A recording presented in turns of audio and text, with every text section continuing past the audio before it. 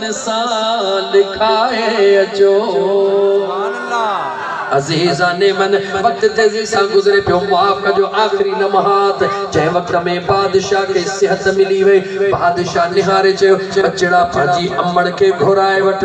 हा बादशाह अम्मड़ ॾे वियो, अम्मड़ जवाब थी ॾे, वञी बादशाह खे चओ बादशाह तुंहिंजो हुकुम मञण मुंहिंजे लाइ ज़रूरी आहे, मगर ग़ैरतमंद औरत बेपर्दा नथी अची सघां, पर्दे जे अंदर ॻाल्हाईंदसि। जो त अल्लाह जो हुकुम औरत पर्दो करे, मदीने जे मीर जो हुकुम औरत पर्दो करे। औरत पर्दो कंदी आ, खुदा रहमत जा वसकार वसाईंदो। अल्लाह जा बानिड़ो बादशाह कबूल कयो। अम्मा बादशाह चवे तो हलिया अल्लाह जी बानी पर्दे जे अंदरों आ। बादशाह चवे तो अल्लाह जी बानी तव्हां जे दवा मूंखे शिफा ॾिनी आ, इन जी कीमत केतिरी आ? अल्लाह जे बानी जवाब ॾिनो बादशाह शिफा तोखे रब ॾिनी आ, जेको तोखे रब चाहे ओहो तू ॾेई छॾ, असांखे क़बूल आ। बादशाह चयो तोखे क़बूल आ? चवे थी क़बूल आ। चवे तो बादशाह पो जो अर्ज़ड़ो आ, हाणे इन दवा जो एवज़ इहो आ तू बेवाह औरत आ। चवे थी बेवाह? चवे तो बादशाह मूंसां निकाह करण कबूल कर, मां तोखे बादशाही जी रानी बनाया। जेडी मल एक गरीब बेचारी औरत जंहिं वटि वेलो हुयो त वेलो कोन हो, बादशाह ईअं चई करे चवे तो अल्लाह जी बानी मता सोची त मुंहिंजे बचड़े जो छा थींदो।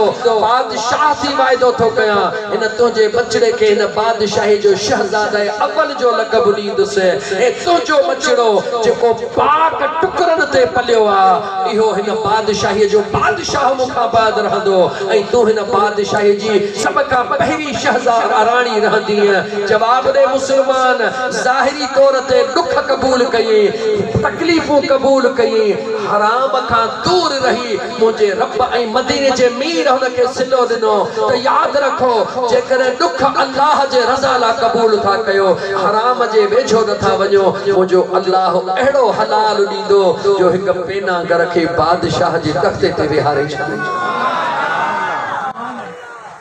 गाल खत्म थी वई, तकरीर ही पूरी थी वई। एकड़ो ही जुमलो आ, आका हुजूर जे दरबार में आका हुजूर फरमाए जी आका दुआ कबूल छो न थींदी आ?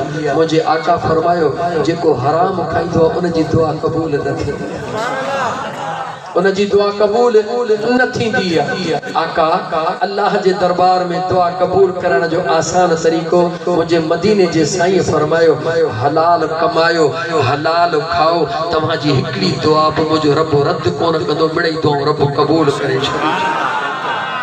सोच मुसलमान सैयदना अब्दुल कादिर जिलानी कुराड़ी पीठिया रोज दरते माई छो पीठिया साईं मुझो सब कुछ वियो, एकड़ो बचड़ो हुयो, यन्य हुई 12 महीना गुजरिया, कादे वञा सोहणा। अब्दुल कादिर जिलानी उन मुंहिंजा दोस्त अजीज जंगी दोस्त खुदा जे जो सोहणे मूसा जंगी दोस्त खुदा जे जो पुत्रा ज हिकड़ो सूफ लुढ़ंदो खाधो हो, रोज़े इफ्तार करण जे ला खुदा जे खौफ में बेहोश थी वयो। 10 साल रातिन जा बाग जी गुड कई हिकड़ो सूफ बख्शराण। 10 साल रातियों हिकड़ो सूफ बख्शराण जे ला अब्दुल कादिर जिलानी घोट शेख अब्दुल्लाह सूमई ने पंहिंजे सहरे जे बाग जी खिदमत कई। उन भी ॾिठो जेको सूफ बख्शराण आया मामूली ना है, वरी सुने अब्दुल कादिर जिलानी जी अमड़ कहिड़ी थी थे। उम्मुल खैर फातिमा जॾहिं शादी जो वक्त थो अचे, ॻाल्हियूं ॿुधलूं अथव, मां मक़सद बयान कया। शादी जो वक्त आयो, शेख अब्दुल्लाह सूमई चवे थो ए मोहम्मद मूसा जंगी दोस्त खुदा जा, जेका तुंहिंजी कुंवार आ, अखिन खां नाबीन आहे, हथन खां माज़ूर आ, पेरन खां रुंडी आ, कनन खां बोड़ी आ, ज़ुबान खां गुंगी आ, निकाह कदे? चवे थो मूंखे सूफ जो ॾोह माफ़ कर, मूंखे निकाह कबूल। खुदा जो खौफ न खे चइबो हिकड़ो सूफ 10 साल बाग जी खिदमत कई थी, कुंड कई थी 10 साल, लेकिन अञा भी इहो शर्त कबूल करे निकाह जी दुआ थी। सोने अब्दुल कादिर जीलानी जो बाबो सुनो मोहम्मद मूसा जगी दोस्त खुदा जो जेडी मल पंहिंजे कुआर ने अंदर तो वने दरजो खोले त हिते त जन्नत जी हूर वेठी। सुभान अल्लाह। चवे तो सुहणा तव्हां छा चयो हिते चाहे जुर्म थी वियो छा?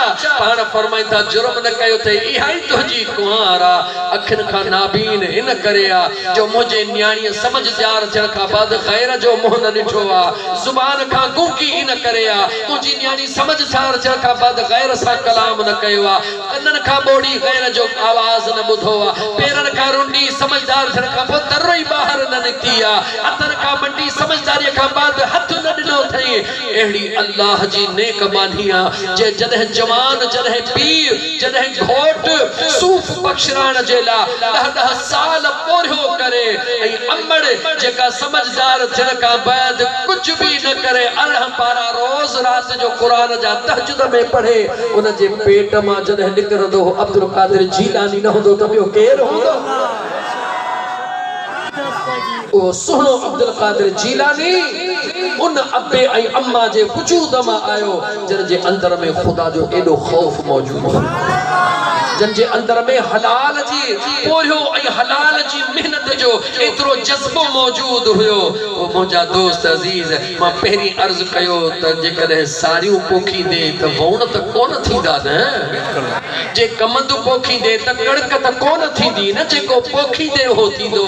जेकॾहिं अल्लाह जा बाना तू हलाल कमाए ईंदे घर में अमड़ हलाल खाईंदी त उन जा जेके बचड़ा हन ॿियो ख़बर उहे वक़्त जा वली थींदा या कोन थींदा। तव्हां सां जे चाहियूं था त असांजे घर में सुकून हुजे, तव्हां सां जे चाहियूं था असांजे घर में झगड़ो न हुजे, फसाद न हुजे, कुछ भी न हुजे, चारई कुंडू खिलन पयूं, चारई कुंडू महकन पयूं त मुंहिंजा दोस्त बस हिकड़ो ही कम कर, कहिड़ो? ओ इहो आ त हलाल कमा, हलाल जी रोज़ी, हलाल कमा, हलाल जी रोज़ी खणिया, बचड़न के हलाल खाराए। अल्लाह कदो जंहिं घर में न हलाल ईंदो इंशाअल्लाह उन जा बच्चा वक्त जा वली नेक सालिह थी बेशक।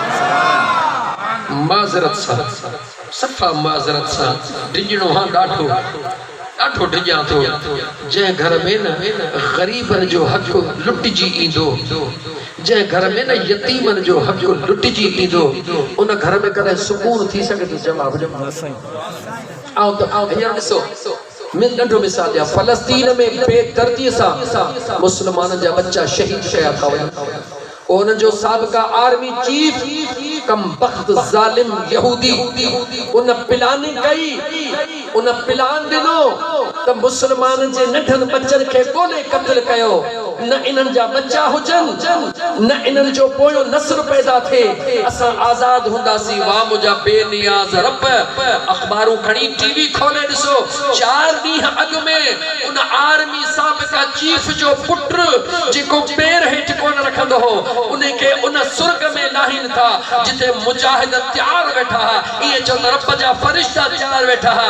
हिकिड़ो ई धमाको कढायो, उन आर्मी चीफ जो पुट पुरज़ा पुरज़ा थियो, हमराह रोए जीअं चरियो मस्त उठ रोंदो आ। ख़ुदा करे ॾेखारिस ओ मुस्लमाननि जे बचड़नि ते बेरहम थियण वारा अॼु पंहिंजो छुरो लॻो थे, ख़बर पई त बच्चो केतिरो बीठो हो। ऐं मुसलमानो खुदा बुधाइण तो चाहे सोचो, अगर तव्हांजे बच्चन जो हक़ केर तव्हांजे घर मो छिनी खणी वञे अंदर ते छा गुज़रंदो? जवाब अंदर ते छा गुज़रंदो? इंतकाम जी बाहि छा थींदी? त पोइ खुदा जा बाना ग़रीबन खे ॾियो त कोन था, पर जेको ॿियनि खां मिले थो उहो बि पंहिंजा भांडा था भरियो, खुदा जो ख़ौफ़ नथा कयो। भले जो गरीब नथा ॾिसण, मुंहिंजो रब त ॾिसी रहियो आहे। मुंहिंजे अल्लाह खां त ॿुझाई कोन्हे का, मुंहिंजे अल्लाह त क़ुरान में ईअं फरमायो आहे 6 मिंट 7 बचा हन पढ़ा आयत बि क़ुरान जी, सॼी राति क़ुरान ॿुधो न सजण साईं जे दीवाने खां क़ुरान ॿुधो ई ॿुधो।